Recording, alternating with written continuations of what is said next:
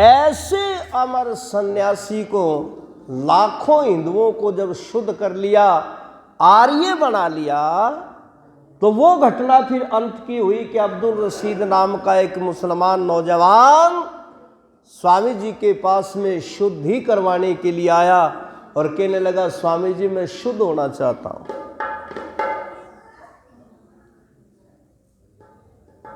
मन में कुटिल भाव लेकर के आया और स्वामी जी महाराज ने जब उन्हें अपने पास में रख लिया तो रुग्ण अवस्था में स्वामी श्रद्धानंद जी महाराज अंतिम समय दिल्ली में आर्य समाज के अंदर जब बिस्तर के ऊपर बैठे हुए थे, उस समय मौका लगा करके उस अब्दुल रशीद नाम के उस मुस्लिम युवक ने उनके ऊपर 3 गोलियां चला करके उन्हें ढेर कर दिया। मुकदमा भी चला और कुछ लोगों ने यहां तक भी कहा कि अब्दुल रशीद को छोड़ दिया जाए, क्योंकि अब्दुल रशीद मेरा धर्म का भाई है। खैर, जब चौगरदे से दबाव पड़ा तो उसे फांसी की सजा हुई, लेकिन आर्य समाज के ऐसे वीरवर सन्यासी को यदि थोड़ा सा और समय मिल जाता तो ईमानदारी से मैं नहीं बल्कि सब आर्य लोग कहते हैं कि यहां पर कोई भी ऐसा मेरा भाई जो बिछुड़ करके मुसलमान ईसाई बन चुका था वो वहां पर नहीं रहता, उनकी सबकी घर वापसी हो जाती। तो ऐसे सन्यासी को, हालांकि देखो सरकार भी उनको याद नहीं करती,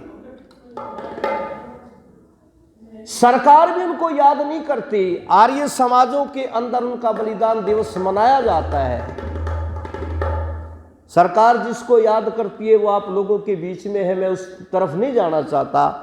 वो उस व्यक्ति को याद करती है जिन्होंने इस देश की आज़ादी के लिए, धर्म के बचाने के लिए 1% भी कार्य नहीं किया। उस व्यक्ति को आज बढ़ावा दिया जा रहा है। और दूसरी तरफ यदि मैं उस शहीद वीर शिरोमणि उधम सिंह की चर्चा आप लोगों के बीच में करूं, जिन्होंने 21 वर्ष की आयु में जब ये घटना देखी जलियांवाले बाग के अंदर 13 अप्रैल सन 1919 में कि जलियांवाले बाग के अंदर हजारों हिंदुस्तानियों को जनरल डायर और जनरल ओडवायर के द्वारा गोलियां चला करके वहां पर ढेर कर दिया गया। अमृतसर के अनाथालय के बच्चों की ड्यूटी लगाई गई। देखो, इतिहास मैंने पहले गाया था, लेकिन उस समय जो है इतनी जानकारी नहीं थी, लेकिन बाद में जब इतिहास को पढ़ा, कुछ लोगों से जानकारियां ली तो थोड़ी सी विपरीत बातें पाई। तो लोगों ने मेरे से कहा, पंडित जी आपने जो इतिहास गाया है वो थोड़ा सत्य नहीं है। मैंने कहा भाई मैंने तो बनाया नहीं, वो तो बनाने वालों ने बनाया है। उन्होंने किस भावना से लेकर के, मैं उन पर भी आक्षेप नहीं कर सकता, क्योंकि कवि जो है कई बार घटना को थोड़ा सा सजाने के लिए, उसमें श्रद्धा पैदा करने के लिए कुछ बातें बना देते हैं। जैसे भगत सिंह की बात हमारे समाज के उपदेशक की मंच पर कई बार सुनाते हैं कि भाई भगत सिंह को फांसी की सजा होगी और उसकी माँ सखी सहेलियों को लेकर के कहती है ढोलक बाजा लेकर के आओ और हम गीत गाएंगे। अब ये कवि की स्वतंत्रता होती है कि वो इतनी बातें साथ में जोड़ देते हैं, हालांकि ये घटना नहीं थी। इसी प्रकार से उधम सिंह कहते हैं उस समय अनाथालय अमृतसर के अंदर पढ़ते थे। माता पिता दोनों पहले ही दुनिया के अंदर से जा चुके थे। 2 भाई थे, एक साधु सिंह और एक ये उधम सिंह, जिसका नाम पहले शेर सिंह था। ये दो गुड़ियाएं बोल रही ना, रोकियो थोड़ा, इनकी चर्चा नहीं खत्म हो ली तक भी। सुनो बेटा। तो दोनों को किसी पड़ोसी ने अमृतसर का अनाथालय, उस अनाथालय के अंदर दोनों को पढ़ने के लिए भेज दिया। और जब जलियांवाले बाग के अंदर घटना हुई तो उस समय उन बच्चों की ड्यूटी वहां पर घायलों को संभालने के लिए लगाई गई। अमृतसर के जलियांवाले बाग से अमृतसर के हॉस्पिटल के अंदर लाशों को ले जाया जा रहा था, और जब वहां पर पड़ी लाशों को और घायल लोगों को देखा तो वो नौजवान उनके बीच में जब उनको देख रहा था, संभाल रहा था, तो एक आवाज निकाल रहा था, बदला लेकर के छोड़ूंगा। बदला लेकर के छोड़ूंगा। उस समय कुछ लोगों ने कहा, बड़ा उधम मचा रखा तेने तो भाई, अरे बदला तो लेने की बात है, पहले इनको संभालिए। उसके बाद में शेर सिंह का नाम उधम सिंह पड़ गया और वही उधम सिंह वर्षों तक इंतजार करता रहा जलियांवाले बाग का बदला कैसे लिया जाए। तो कहते हैं एक दिन अमृतसर के अंदर ही एक बुढ़िया मां अपनी झोपड़ी के सामने बैठी रो रही थी। उस समय उधम सिंह जब उधर से निकला तो उसने मां से पूछा, अरे मां रो क्यों रही हो, कारण क्या है रोने का। तो कहते हैं उसने कहा, बेटा आज 13 अप्रैल का दिन है, वो मनहूस दिन है जिस दिन जलियांवाले बाग के अंदर गोलीकांड हुआ था। जनरल डायर और जनरल ओडवायर दोनों ने मिलकर के, एक पंजाब का गवर्नर था और एक पुलिस कप्तान था, दोनों ने षड्यंत्र रचा और शांति रूप ढंग से जो सभा चल रही थी उनके ऊपर गोलियां चलवा दी। तो उस समय कहता है, मां वहां तो पता नहीं तेरे जैसी कितनी माताओं के बेटे और कितनी माताओं सुहागनों के सुहाग लूटे थे। जब 2-3 बार मां कहा तो कहती है, रे सुन, जब तूने मुझे मां कह ही दिया है तो मेरी सारी घटना मैं तेरे सामने सुनाती हूं, तो इसको थोड़ा सा हमने उधर से फिर मोड़ना पड़ा। तो मंगलवेद जी ने लिखा था, आइए वो गीत आप लोगों के बीच में सुनाऊं, क्योंकि आज उनका जन्मदिन है और स्वामी श्रद्धानंद जी महाराज का बलिदान दिवस है। न्यू कह रे सुन उधम सिंह मेरे लाल, डायर चंडाल, अरे कर क्या घाल जिगर मेरे सीने में रे, सुन उधम सिंह मेरे लाल,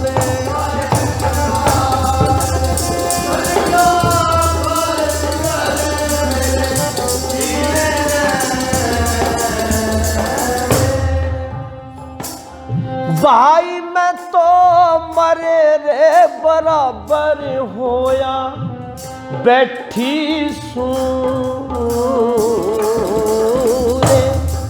गुप्ती जख्म लकोया बैठी सूरे,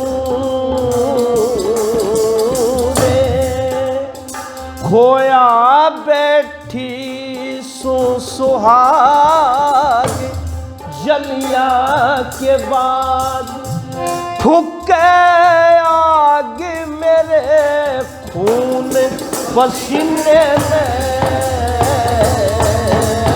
रे, सोने उधम सिंह मेरे लाल,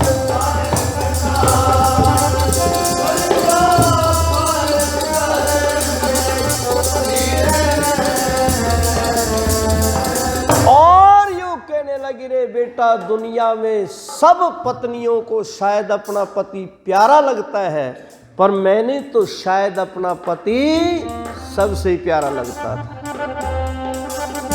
ये जो शरीर मेरा कांटे जैसा सूख करके हो गया है ना बेटा, मेहनत मजदूरी करती हूं, अपने परिवार का पालन पोषण करती हूं, लेकिन ये जो आपत्ति आई थी ना मेरे परिवार में, इस दुख को कभी भूल नहीं पाऊंगा। मैं तो अपने पति के गम ने खोई सूरे,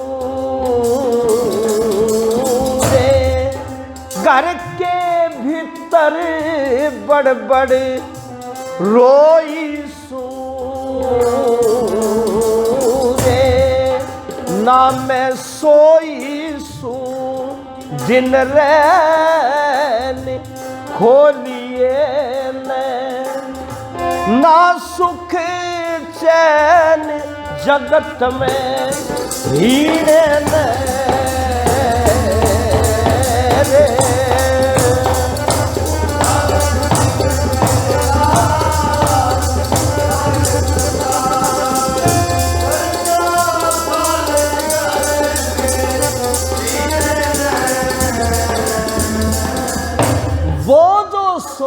526 व्यक्ति जलियांवाले बाग में शहीद हुए थे बेटा, उनके अंदर मेरा पति भी चला गया था। उसने कहा मां, फिर मैं इसके बदले में क्या कर सकता हूं, मुझे क्या करना है। कहने लगी रे बेटा, जब मेरे को तेने मां कह दिया है, तू धर्म का मेरा बेटा है, बहुत दिनों से इस दर्द को अंदर ही अंदर मैं सहन कर रही हूं, पी रही हूं, और आज मुझे लगता है कि मेरे उस पति के बलिदान का और जलियांवाले बाग के अंदर हजारों शहीद होने वाले उन क्रांतिकारियों का बदला लेने वाला कोई बेटा मेरे सामने आकर के खड़ा है। कहे मंगल वैद दायर कहीं पा जा तो रे, बदला लेने का वक्त हिथा जा तो रे, बसा जा तो तेरी पार डायर ने मार, ना तो धिकार उधम तेरे जीने रे, सुन उधम सिंह मेरे लाल।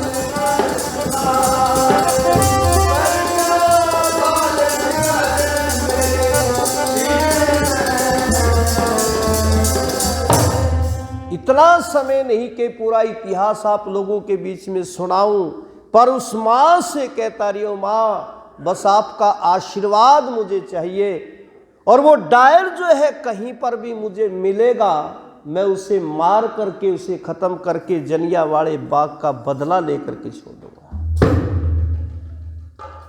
तभी खैर वो किसी तरीके से एक ठेकेदार था नमुद्री साहब, उसके पास में नौकरी करने लगा, और उसके जो है ना मन में ऐसा घर कर लिया कि एक दिन वो खुश होकर के कहता रे बेटा उधम सिंह, तू तो ईसाई बनने के लायक है, अंग्रेज बन जा तू।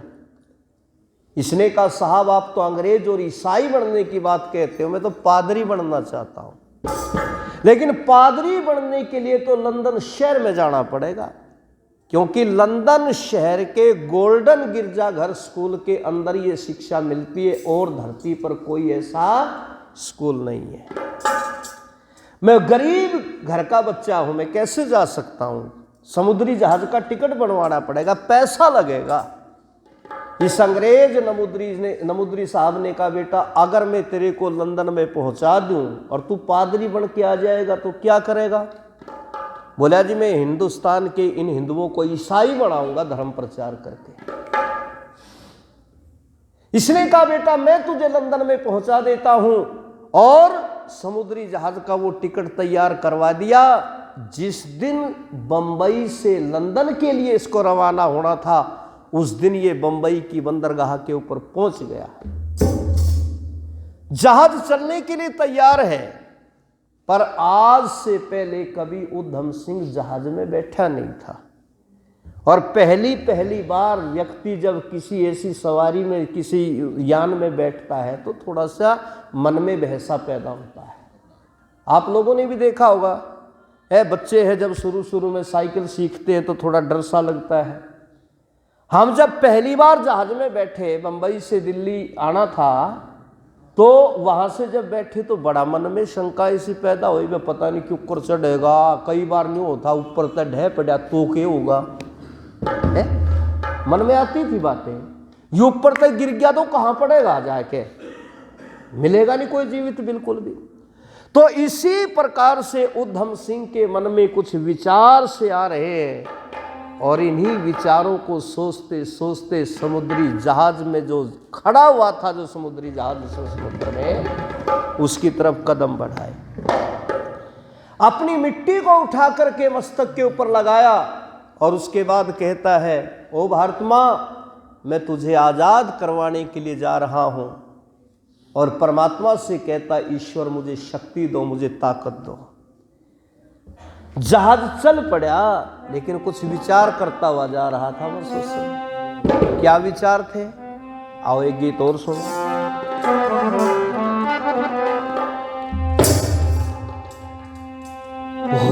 होगा लंदन शहर में जाना, ना ठहरन का ठोड़ ठिकाना याना, शाना ना कोई साथ से, भगवान भरोसे सारी बात से, होगा लंदन शहर में जाना था।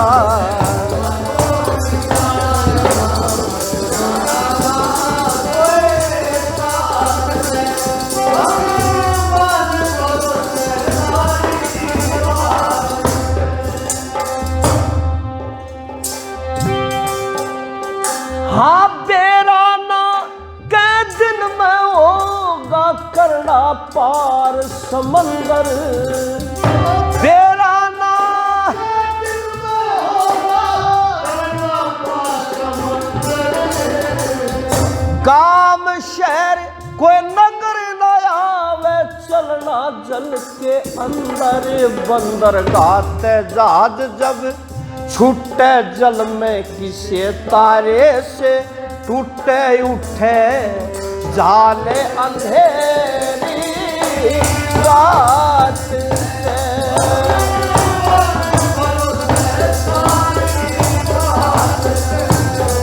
लंदन शहर में जाना, ना ठहरन का ठोड़ ठिकाना याना,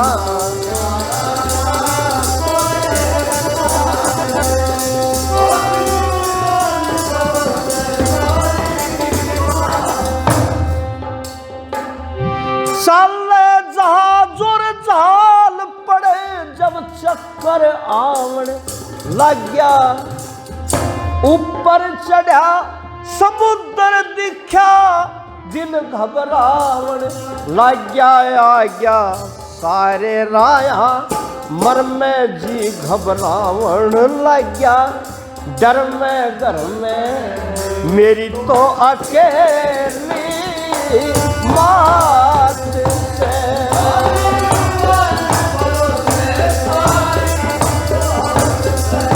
होगा लंदन शहर में जाना, ना ठहरन का ठोड़ ठिकाना याना,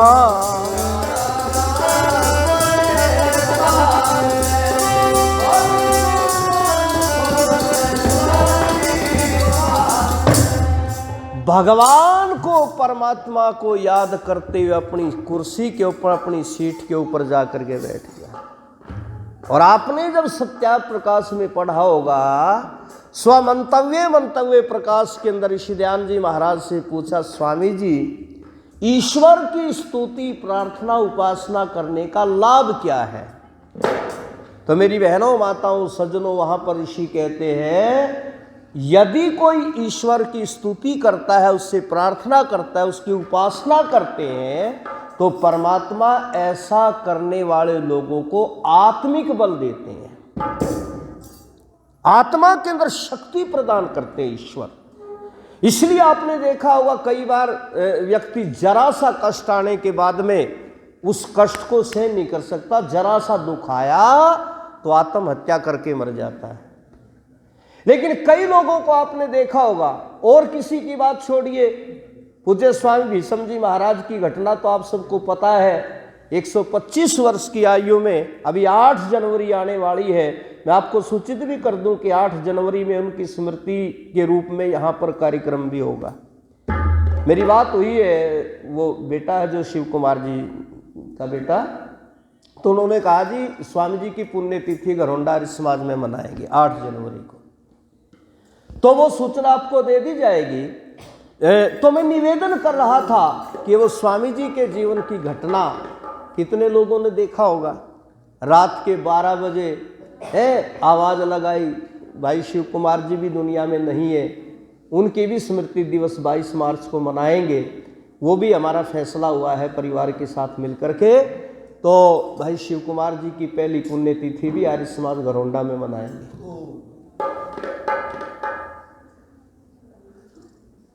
अटकार आवा है को प्रोग्राम खत्म। अच्छा, तो उनको जब रात के 12 बजे थोड़ी सी शरीर के अंदर हलचल सी पैदा हुई, शिव कुमार को आवाज लगाई, रे शिव कुमार गए और पूछा स्वामी जी क्या बात होगी? बोले बस ये खिड़की दरवाजे जंगले खोल दे, अब चलने की तैयारी है अपनी। बोले स्वामी जी 8 जनवरी की रात इतनी धुंध पड़ रही, ठंड लग जाएगी। बोले अरे तू क्या जवान है, चलने की तैयारी है। और वो खैर 1.5 घंटे तक फिर लोगों को बुला करके बातचीत करे, आखिर में ये कहा भाई अच्छा अब मेरी आखिरी नमस्ते। हम सोचते थे कि ऋषि दयानंद जी महाराज ने आखिर में ये जो कहा है ईश्वर तेरी इच्छा पूर्ण हो, तो ईश्वर की कोई इच्छा होती है क्या? ईश्वर कोई इच्छा लेकर के कोई जीवात्मा के लिए संसार में परमात्मा की भी कोई ऐसी व्यवस्था है क्या? तो वहां पर विद्वानों से जब ये बातें करी तो कहा कि जो योगी लोग होते हैं, कुछ आत्माएं होती हैं जो मोक्ष आत्माएं होती है, उनको ये सब कहने का अधिकार होता है। तो बड़े से बड़ा दुख आने पर भी शरीर के हर रोम के अंदर से मवाद निकल रहा है, और उस समय भी ऋषि दयानंद जी महाराज समाधिस्थ होकर के कहते ईश्वर तेरी इच्छा पूर्ण हो, और छोड़ गए शरीर को। तो ईश्वर का भजन करने से सुख और दुख दोनों को सहन करने की शक्ति मिलती है। तो बैठ गया जहाज के अंदर और परमात्मा से प्रार्थना करता है, प्रभु अब तो आपकी शक्ति और आपका आत्मिक बल दिया हुआ ही मुझे संभल दे सकता है। और यूं कह दिया तीसरी बात,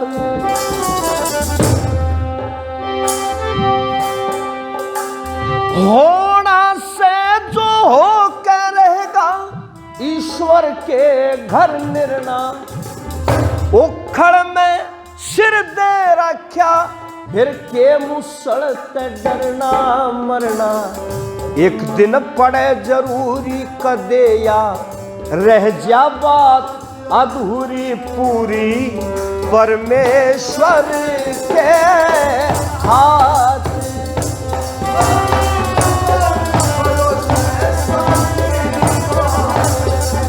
होगा लंदन शहर में जाना ना ठहरन का छोड़ी,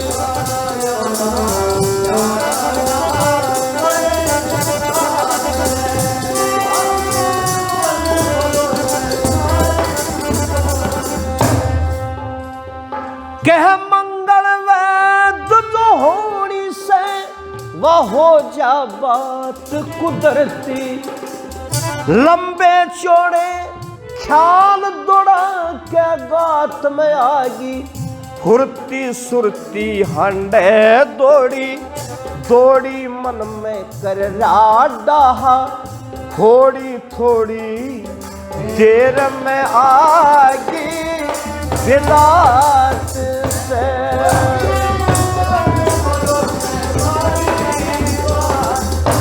इन्हीं विचारों के अंदर चलते चलते जहाज 6000 मील का रास्ता पूरा करके लंदन शहर में पहुंच गया।